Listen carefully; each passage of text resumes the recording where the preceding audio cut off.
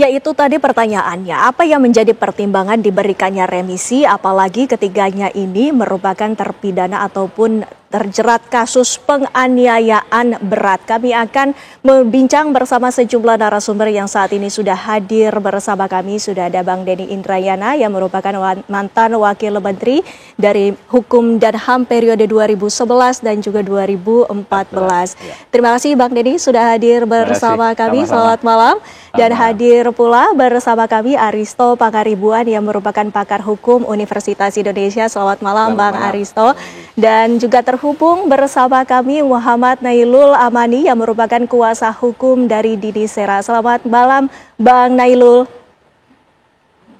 Selamat malam. Ya. Bang Nailul, kita ketahui bersama bahwa Ronald Tanur merupakan salah satu nama yang mendapatkan remisi. Kami ingin mengetahui bagaimana pendapat Anda mewakili dari korban. Terima kasih atas waktunya. Jadi terkait dengan remisi yang diperoleh oleh Ronald Tanur ya, terlepas itu merupakan haknya, tapi kita tahu bahwasanya dalam kasus Ronald Tanur, itu Ronald Tanur sangat mencederai, melecehkan, dan mencoreng muka dari penegakan hukum di Indonesia, sebagaimana yang kita ketahui sendiri.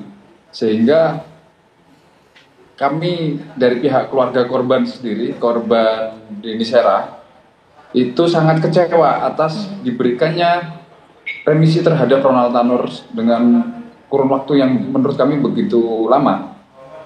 Selain itu, dalam hal ini negara hadir untuk Ronald Tanur, tapi negara tidak hadir kepada keluarga korban yang dalam hal ini adalah Didi Sera Afriyanti. Yang mana pada saat kasasi, penuntut umum dalam memori kasasinya tetap menyampaikan permohonan restitusi yang diajukan oleh LPSK, yang mana itu merupakan memang permohonan dari keluarga korban. Namun dalam putusan kasasi, majelis yang memutus perkara tersebut tidak mengabulkan permohonan restitusi tersebut.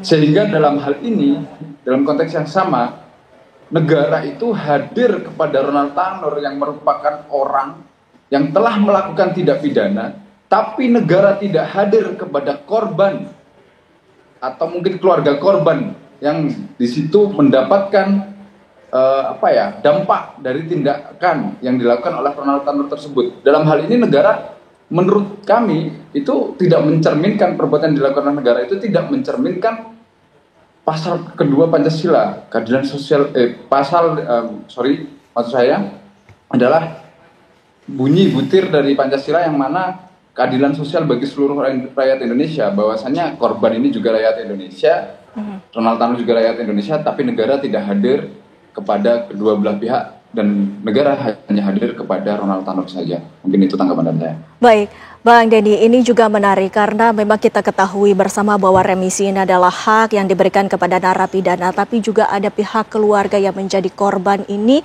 seumpama ini ada sanksi sosial yang seharusnya diterima oleh para pelaku, namun ternyata tidak puas dari keluarga karena itu tidak tersampaikan. Bagaimana pendapatnya?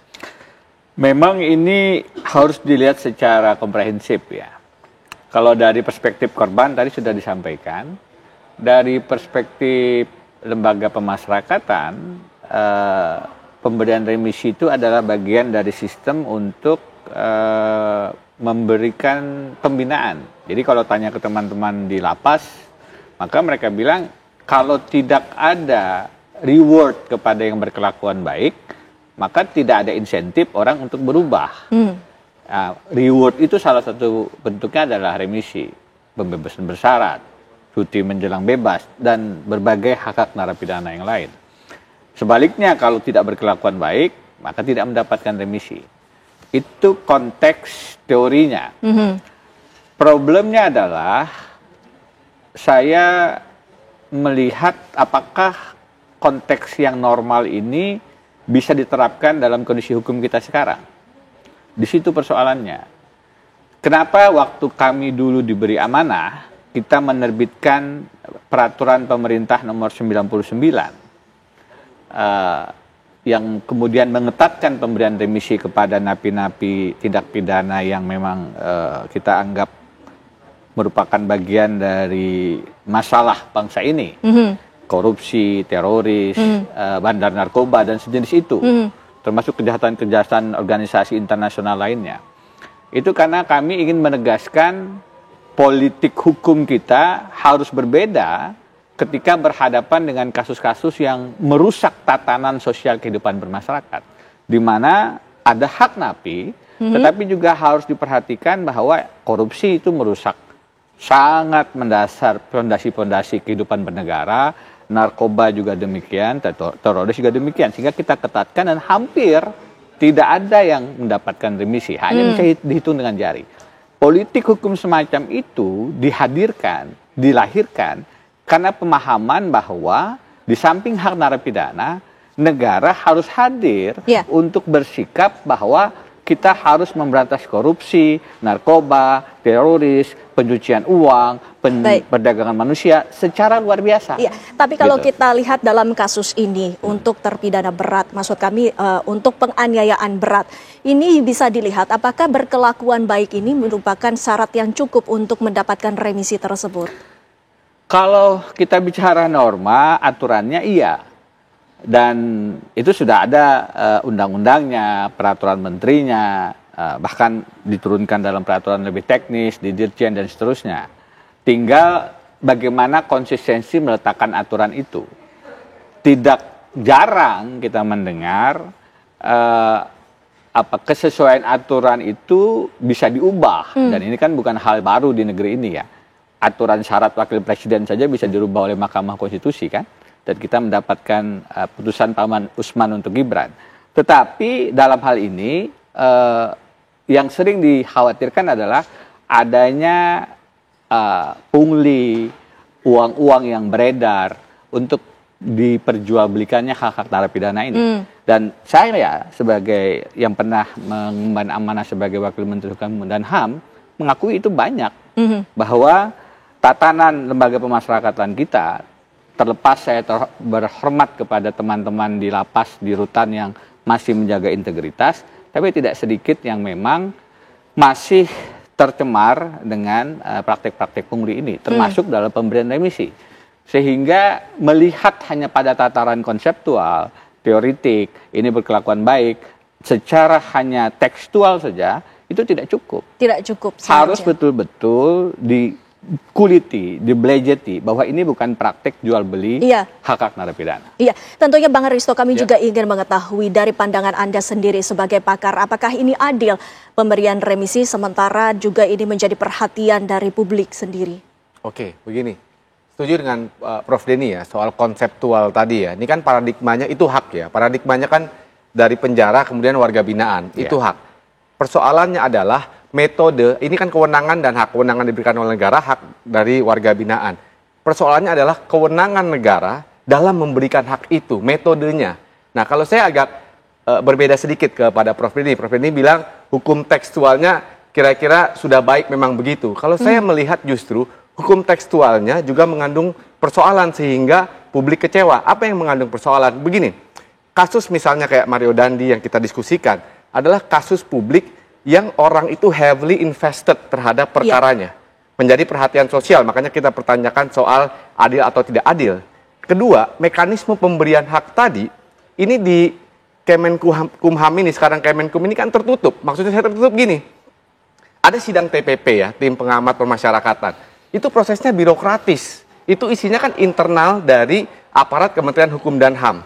Artinya prosesnya ini tertutup dan kita tidak bisa akses. Orang tiba-tiba dikasih siaran pers, si ini mendapatkan remisi, si itu mendapatkan remisi. Sehingga orang kan kaget. Nah, hal ini berbeda misalnya, saya kasih contoh, nggak usah jauh-jauh. Misalnya di Singapura. Di Singapura itu, ketika mau memberikan remisi saja, itu ada yang namanya risk assessment. Salah satu faktor risk assessment itu adalah apakah ini menimbulkan keresahan sosial atau tidak.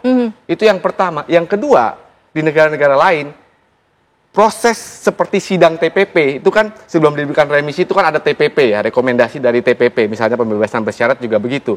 Itu melibatkan orang independen, eksternal. Siapa itu misalnya? Tokoh masyarakat yang mewakili partisipasi masyarakat. Karena dalam perkara seperti ini, karena yang dilanggar adalah hukum publik, maka masyarakat punya suara di situ. Kenapa Indonesia tidak bisa melakukan No hal itu? wonder. Desain hukumnya memang birokratis seperti itu. Tertutup artinya. Pengambilan keputusannya tertutup. Sehingga unsurprisingly, makanya kita nggak kaget juga kalau misalnya ada keputusan besar seperti ini, ya, dalam perkara yang heavily invested, bahkan TV One sudah diskusi soal perkara ini beberapa kali dan saya juga diundang. Kaget kan, kita tiba-tiba siaran pers, kemudian pejabatnya memberikan eksplanasi yang ya normatif, ya, itu hak, berkelakuan baik, tanpa kita bisa lihat proses pengambilan keputusannya, tanpa kita bisa akses pertimbangan fullnya seperti apa. Yang diberikan kepada publik ya hanya press release yang singkat saja. Nah ini berbeda dengan negara tetangga, misalnya nggak usah jauh-jauh di Singapura, yaitu diberikan juga akses terhadap informasi itu. Artinya prosesnya itu tidak transparan. Iya, menurut saya iya. Sehingga kita kaget. Walaupun secara konseptual saya setuju dengan Prof. Denny, itu hak. Kalau tidak, orang tidak mau ada insentifnya untuk berkelakuan baik. Karena paradigmanya ini kan namanya juga lembaga pemasyarakatan. Memasyarakatkan orang yang pernah bersalah, begitu loh. Diberikan kesempatan. Jadi bukan untuk menghukum seberat-beratnya. Bahwa konsep remisi, asimilasi, pembebasan bersyarat, cuti bersyarat itu exist, yes, secara konseptual, iya, dan itu hak. Tapi persoalannya di sini tadi metode untuk exercising hak itu persoalannya. Ya, Bang Nailul, ini bagaimana pendapat Anda dari pernyataan Mas Aristo tadi? Apakah benar dalam proses pemilihan remisi ini menurut Anda dari kuasa hukum korban ini sendiri melihat bahwa tidak ada transparansi ataupun keterbukaan dalam pemilihan siapa saja yang berhak untuk mendapatkan remisi, Bang Nailul? Terima kasih. Tadi saya menyoroti 2 poin dari Pak Denny dan Pak Aristo. Yang pertama dari Pak Denny, yang pengalamannya menyatakan bahwasanya tidak sedikit adanya pungli pada saat pemberian remisi. Itu tadi yang disampaikan Pak Denny. Yang kedua Pak Aristo terkait proses tersebut tidak transparan. Pada prinsipnya saya sepakat dengan apa yang disampaikan dengan Pak Aristo, bahwasanya proses tersebut tidak transparan karena tiba-tiba muncul, tiba-tiba diberikan seperti itu. Tadi di cuplikan tadi disebutkan bahwasanya semuanya mendapatkan haknya dan sebagainya. Tapi kita nggak tahu apakah memang ada atau tidak dari pihak narapidana yang di situ memang pada prinsipnya dia memenuhi syarat untuk mendapatkan remisi, tapi ternyata dia tidak mendapatkan remisi. Karena kita tidak tahu, kita tidak pernah tahu terkait prosesnya seperti apa, sehingga tadi memang kurangnya transparan. Tiba-tiba kok Ronald Tanur dia dapat remisi gitu kan. Ini juga menjadi pertanyaan bagi kami, emang dia di dalam itu ngapain aja, berkelakuan baik seperti apa. Seperti itu. Terus tidak sedikit adanya pungli tadi yang disampaikan oleh Bang Denny ya terkait itu. Nah, kalau memang seandainya memang Ronald Tanur itu melakukan ada upaya lah di situ dalam tanda kutip terkait dengan pembayaran sehingga dia mendapatkan remisi, itu mungkin saja karena pada saat persidangan tingkat pertama di Surabaya dia sudah melakukan itu. Apalagi di lapas ini kan juga tertutup ya dari pihak, nggak ada yang pengawasan dan sebagainya dari pihak luar eksternal, terutama dari pihak masyarakat lah, selaku orang yang sering mengawasi, ya masyarakat yang sering mengawasi. Di situ kita nggak tahu nih tiba-tiba kok dia dapat remisi. Itu memang harus diatur secara tegas terkait dengan transparansi siapa saja sih yang dapat, terus kenapa dia bisa dapat remisi. Iya, Bang Denny, ini kalau menurut pihak dari kuasa hukum dari Dini Saraya yang merupakan korban dari Ronald Tanur menyatakan bahwa ada dugaan adanya transaksional dari Ronald Tanur dan juga dari pihak mungkin lapas ataupun kuasa hukumnya kepada hakim. Yang kita ketahui mungkin ini masih menjadi tanda tanya. Ini apakah menurut Anda apakah ini bisa ditindaklanjuti dan juga bagaimana solusinya nanti dijawab Bang Denny selepas jeda pariwara berikut ini.